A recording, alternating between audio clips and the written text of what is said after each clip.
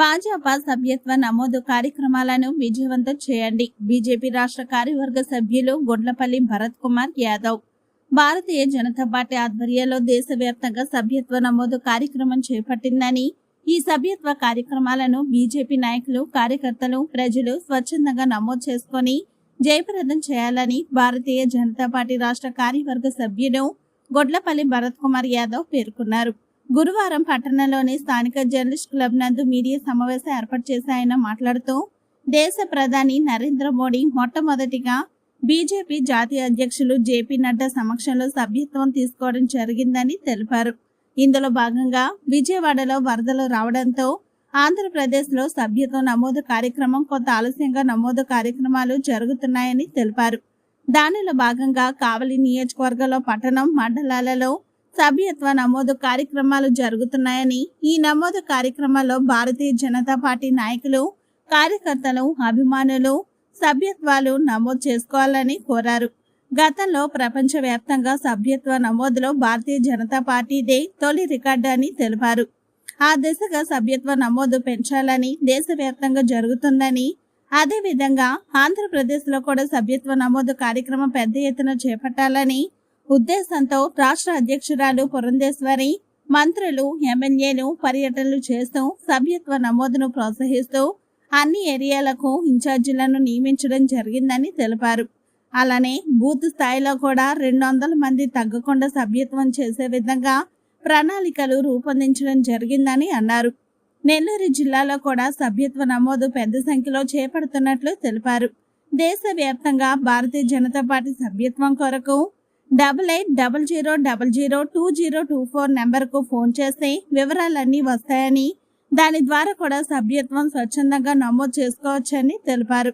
వరద బాధితులకు సహాయం చేయలేని జగన్ విమర్శలు చేయడం తగదు. గత ప్రభుత్వం ఈ రాష్ట్రాన్ని సర్వనాశనం చేసి ఇప్పుడు జగన్మోహన్ రెడ్డి నీతులు చెబుతుంటే సిగ్గువేస్తుందని అన్నారు.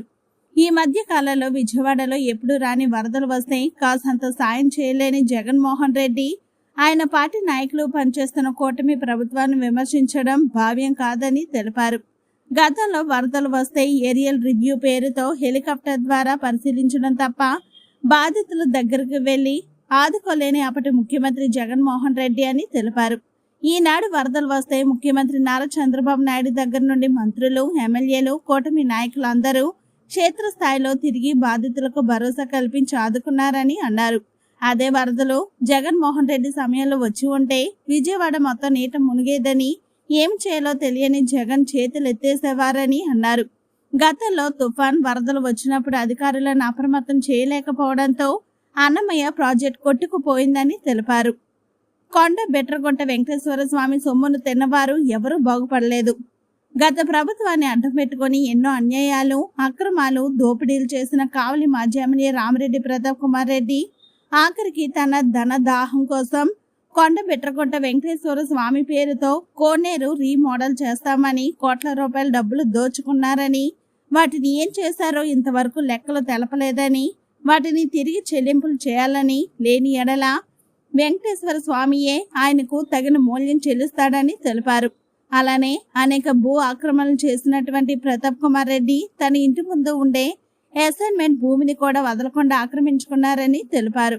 ఆక్రమించిన భూమిని ప్రభుత్వానికి తిరిగి ఇచ్చేయాలని, లేని ఎడల ఆయనపై చర్యలు తప్పవని అన్నారు.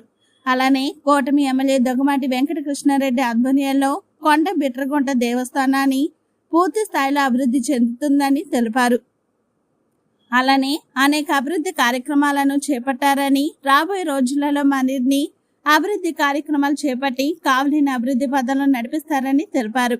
ఈ కార్యక్రమంలో కావలి పట్టణ బీజేపీ పట్టణ అధ్యక్షులు కుట్టుపోయిన బ్రహ్మానందం, ఎస్సీ మోర్చా రాష్ట్ర ఉపాధ్యక్షులు పరుసు వెంకటేశ్వర్లు, పట్టణ ప్రధాన కార్యదర్శి మంద కిరణ్ కుమార్, పట్టణ కార్యదర్శి సుందర్ శెట్టి సుజైత్, ఎస్సీ మోర్చా జిల్లా కార్యదర్శి మంద శ్రీనివాసులు, కిసాన్ మోర్చా పట్టణ అధ్యక్షులు తూమాటి తిరుపతి స్వామి, నాయకులు మంగుమూరు వెంకటరెడ్డి, జలదంకి వెంకటయ్య, దేవెండ్ల రాకేష్ తదితరులు పాల్గొన్నారు. సత్యకుమార్ యాదవ్ గారు అందరూ కూడా పర్యటన చేస్తూ ఈ యొక్క సభ్యత్వ నమోదుని ఎంకరేజ్ చేస్తూ అందరిని కూడా అన్ని ఏరియాలకు కూడా ఇన్ఛార్జీలుగా వేయడం జరిగింది. దానిలో భాగంగా సభ్యత్వం కూడా జరుగుతున్నటువంటి పరిస్థితి అందరూ కూడా తెలియజేస్తున్నా. అదేవిధంగా మేమందరం కూడా బూత్ లెవెల్లో సభ్యత్వం ప్రతి బూత్లో 200 మంది సభ్యులుగా చేర్చే విధంగా అందరం కూడా నాయకులు కావచ్చు, కార్యకర్తలు కావచ్చు, వారి వారికి ఉన్నటువంటి బూతుల్లో 200 మందిని సభ్యులుగా చేర్చాలని అందరం కూడా కోరుతూ ఉన్నాం. ఆ దిశగా జరుగుతున్నటువంటి పరిస్థితిని అందరూ కూడా తెలియజేస్తున్నాం. అయితే చాలామంది సభ్యత్వ నమోదు కార్యక్రమంలో వాళ్ళంతటి వాళ్ళే పాల్గొనడం, చాలామంది అభిమానులు కూడా ఆన్లైన్లో ఈ యొక్క సభ్యత్వంలో పాల్గొన్నటువంటి పరిస్థితి మీ అందరూ కూడా తెలియజేస్తున్నాం. వారికి ఒక నంబరు వారు సభ్యత్వం చేసుకునే దానికి వారి ఫోన్ నుంచి ఒక ఏదైతే దేశవ్యాప్తంగా ఒక నంబర్ ఇవ్వడం జరిగింది. ఆ నంబరు అందరూ కూడా ఒక్కసారి రింగ్ ఇస్తే వారికి డీటెయిల్స్ అన్నీ కూడా వస్తాయి. ఏ విధంగా వారు చేరాలా ఆ యొక్క డీటెయిల్స్ అన్నీ కూడా వస్తాయి. ఆ నంబరు 8800002024 8800002024 ఈ యొక్క నంబర్కి అందరూ కూడా అభిమానులు కావచ్చు, భారతీయ జనతా పార్టీ చేరాలన్న అందరూ కూడా వారి యొక్క ఫోన్లో ఆ నంబర్ రింగ్ చేస్తే ఆ డీటెయిల్స్ అన్ని వస్తాయి. ఆ డీటెయిల్స్ అన్ని పూర్తి చేస్తే వారు భారతీయ జనతా పార్టీ సభ్యులుగా చేరేదానికి అవకాశం ఉంది. అందువల్ల తప్పనిసరిగా ఆ నంబర్ని నోట్ చేసుకోవాలని మిమ్మల్ని అందరూ కూడా కోరుతూ ఉన్న ప్రజలందరూ కూడా. అయితే ఈ మధ్య మనం రాజకీయాలు భారతీయ జనతా పార్టీ అదేవిధంగా జనసేన, తెలుగుదేశం కూటమి ప్రభుత్వం వచ్చిన తర్వాత రాష్ట్రంలో అనేకమైనటువంటి సంస్కరణలు, అనేకమైనటువంటి అభివృద్ధి కార్యక్రమాలు జరుగుతున్నటువంటి పరిస్థితుల్లో మనం చూసాం. ముఖ్యంగా జరుగుతున్నటువంటి రాష్ట్రాన్ని గత ప్రభుత్వం సర్వనాశనం చేసినటువంటి పరిస్థితి. వైఎస్ఆర్సీపీ మరి ఒకసారి వచ్చి ఉంటే మన యొక్క పిల్లలు కావచ్చు, మనం కావచ్చు, ఈ రాష్ట్రం పూర్తిగా దెబ్బతినే పరిస్థితుల్లో ప్రజలందరూ కూడా గమనించి కూటమి ప్రభుత్వాన్ని దాదాపు 93% సీట్స్ ఇచ్చి ఈరోజు బలపరిచినటువంటి పరిస్థితి. అయితే ఈ మధ్య కాలంలో మనం చూసాం విజయవాడలో జరిగినటువంటి ఎప్పుడు రాని వరద. ఎందుకంటే తెలంగాణలో ఉన్నటువంటి ప్రాజెక్టులంతా కూడా గేట్లు తీయడం, అక్కడ విపరీతమైనటువంటి వర్షాలు రావడం, ఆ ఫ్లడ్ అంతా కూడా మన ఆంధ్రప్రదేశ్కి రావడం, కృష్ణా ఏదైతే ప్రకాశం బ్యారేజీ ఉన్నటువంటి పరిస్థితుల్లో మనం అందరం కూడా చూసాం, అన్ని టీవీలో చూసాం. దాదాపు 10 రోజుల నుంచి మనం అక్కడంతా కూడా చూస్తూ ఉన్నాం. అయితే గౌరవనీయులు మన యొక్క రాష్ట్ర ముఖ్యమంత్రి చంద్రబాబు నాయుడు గారు, అదేవిధంగా గౌరవనీయులు భారతీయ జనతా పార్టీ రాష్ట్ర అధ్యక్షులు పురంధరేశ్వరి గారు, గౌరవనీయులు భారతీయ జనతా పార్టీ మంత్రివర్యులు కూటమిలో ఉన్నటువంటి మంత్రివర్యులు సత్యకుమార్ యాదవ్ గారు, అదేవిధంగా అనేక మంది భారతీయ జనతా పార్టీ కార్యకర్తలు, తెలుగుదేశం నాయకులు, అదే జనసేన నాయకులు, పవన్ కళ్యాణ్ గారు, వీళ్ళందరూ కూడా ఏదైతే ఆ యొక్క విజయవాడని ఏ విధంగా వరద ముంచెత్తిందో, వరద దెబ్బతీసిందో మనందరం కూడా చూసి దాన్ని సెటరైట్ చేయడానికి 10 రోజుల పైన పెట్టింది. ఇంకా కూడా 10 నిమిషాలు ఆ ప్రాంతంలో తిరిగి పాపం ఎప్పుడు నీళ్ళలో తిరిగి తప్పదు, నీళ్ళలో తిరిగి ఈసారి నీళ్ళలో దిగాల్సిన పరిస్థితి వచ్చింది. వచ్చి ఆ ప్రాంతంలో ఏం చేశారో మనందరం తెలుసు. ప్రభుత్వాన్ని విమర్శిస్తున్నాడు. ప్రజలకు సేవ చేయాల్సింది పోయి నువ్వేమిస్తున్నావు చెప్పు. నువ్వేమికుండా మీ మంత్రులు, మాజీ మంత్రులు ఏమిచ్చారు, మాజీ ఎమ్మెల్యేలు ఏమిచ్చారు, మీ కార్యకర్తలు ఏం పని చేస్తున్నారు, కార్యకర్తలు పనిచేయాలని పిలిపివ్వాల్సింది పోయి ప్రభుత్వాన్ని విమర్శిస్తున్నాడు. చేసే ప్రభుత్వం అంటే ప్రభుత్వం కూడా చేయకూడదు, ఈ ప్రజలందరూ కూడా నాశనం అయిపోవాలనే కోరిక జగన్మోహన్. ఎందుకంటే ఫ్యాక్షనిస్ట్ అతను తట్టుకోలేడు, అభివృద్ధిని తట్టుకోలేడు, ఎవరైనా సరే సేవ చేసేవాడు కూడా తట్టుకోలేడు. ఈ రోజు ఆ ప్రాంతంలో జరుగుతున్నటువంటి విషయాల మీద మాత్రం ఆయన వెళ్ళట్లే. ఏదైతే తప్పులు చేసి జైలుకు పోయిన వాళ్ళు మాత్రం పరామర్శిస్తున్నాడు జగన్మోహన్ రెడ్డి. ఇంత దారుణమైనటువంటి పరిస్థితి ఏం లేదు. ఆయన ఎక్కడ పర్యటన లేవు. అయితే ఆ బోట్లు ఈరోజు మన టైం బాగుంటే లేకపోతే లక్షల మంది చనిపోయేవాడు. ఈ విధంగా దుర్మార్గమైనటువంటి ఆలోచన చేసినటువంటి చట్టం పని చేసుకోవాలి, దాంట్లో ఏం డౌట్ లేదు. అదేవిధంగా వైఎస్ఆర్సీపీ నాయకులు సోషల్ మీడియాలో కావచ్చు అనేక మంది మాట్లాడుతూ ఉన్నారు. నేనేమంటున్నా అంటే కష్టకాలంలో ప్రజలకి అండగా ఉండాలి, సహాయం చేయాలి. ప్రభుత్వాన్ని విమర్శించి డ్యామేజ్ చేస్తే వాళ్ళ యొక్క ధైర్యాన్ని దెబ్బతీయాలనే ఆలోచనతోటి వైఎస్ఆర్సీపీ ప్రయత్నం చేస్తుంది. గుణపాఠం చెప్పారు ప్రజలందరూ కూడా. ఇకనన్నా సిగ్గుతోటి ఈ నాయకులందరం ఆలోచన చేయాలి. ఒకసారి జగన్మోహన్ రెడ్డి ఏమిస్తున్నాడో ఒకసారి చెప్పాలి, దోచుకున్న నాయకులు ఏమిస్తున్నారో చెప్పాలి, ఇసుక మొత్తం తోలినటువంటి నాయకులు ఏం చేస్తున్నారో చెప్పాలి. అవన్నీ చెప్పకుండా షో చేస్తున్నటువంటి ఈ నాయకులు ఒకసారి ప్రజలందరూ కూడా గమనించాలి.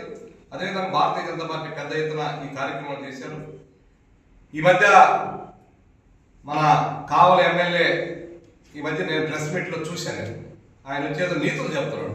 నేనేమంటున్నానంటే మాజీ ఎమ్మెల్యే ఆయన ప్రతాప్ రెడ్డి గారు మాజీ ఎమ్మెల్యే నీతులు చెప్తున్నాడు. నేను ఇక్కడ మన క్లబ్లోనే ప్రెస్ పెట్టాను. లాస్ట్కి ఆయన గతి ఎట్టబెట్టిందంటే ప్రెస్ని డివైడ్ చేసి ప్రెస్లో కొంతమంది గొడవలు పెట్టి అక్కడ ఒక ప్రెస్ ఇక్కడ ఒక ప్రెస్ పెట్టించినటువంటి మాజీ ఎమ్మెల్యే రామిరెడ్డి ప్రతాప్ కుమార్ రెడ్డి లాస్ట్కి ఇక్కడికి వచ్చినటువంటి పరిస్థితి. ఇంతకన్నా ఇక మనం మాట్లాడాల్సిందే లేదు. నేనేమంటున్నట్టు ఆయన ఇంకా ఏడ ఆక్రమణలు లేవు, ఎవరు ఆక్రమించలేదు అంటున్నా. నీ ముందు నీ ఇంటి సంగతి ఏంది? నీ ఇంటి ముందు నువ్వు ఇంకా ఇంతవరకు స్వాధీనం చేయలేదు, సిగ్గుండాలి కదా. ఇంతవరకు నువ్వు స్వాధీనం చేయలేదు. అదేవిధంగా బిట్రగుంట టెంపుల్ సంబంధించి నేను ఒకటే చెప్తున్నా, ప్రతాప్ రెడ్డి గారు రాజకీయాలు అయిపోయి ఎలక్షన్లు అయిపోయి ఓడిపోయి 30 ఏళ్ళతో ఘోరంగా వెంకటేశ్వర స్వామి టెంపుల్ కూడా ఎంత దారుణం, ఆ డబ్బులు కూడా తినేశాడు. అంటే వెంకటేశ్వర స్వామి భయంతో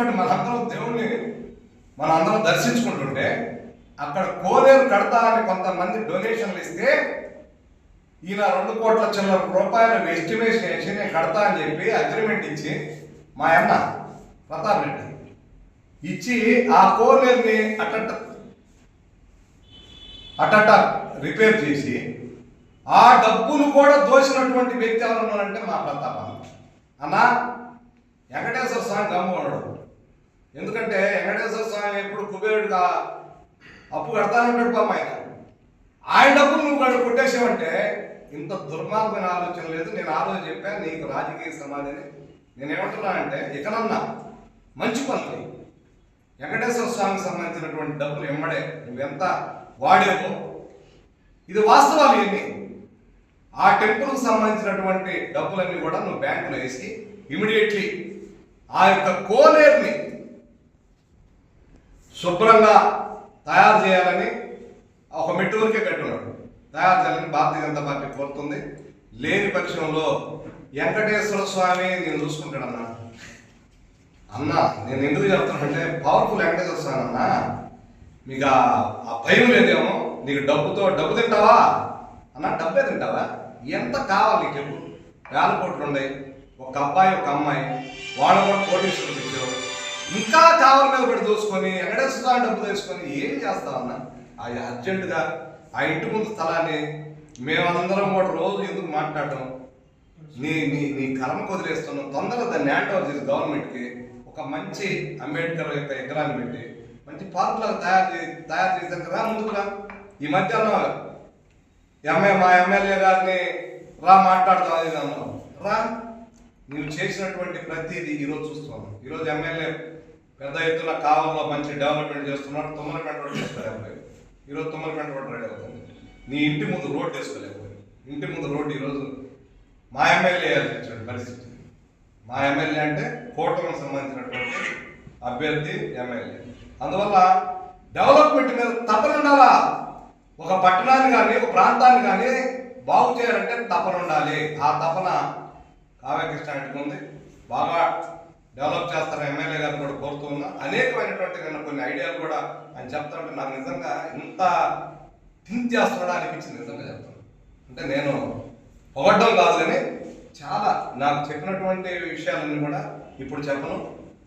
చాలా డెవలప్మెంట్ చేయాలని కావాలి తపన. అందువల్ల మనందరం కూడా సపోర్ట్ చేద్దాం. ఎందుకంటే ఎలక్షన్ అయిపోయింది, ఇప్పుడు అభివృద్ధి కావాలి. అందువల్ల ప్రతాప్ రెడ్డి గారు కూడా నేను అడుగుతున్నా, వెంకటేశ్వర స్వామి డబ్బులు తొందరగా ఉండీలు వేసి అన్న ప్రతాప్ అన్న మళ్ళా ఒకసారి చెప్తున్నా,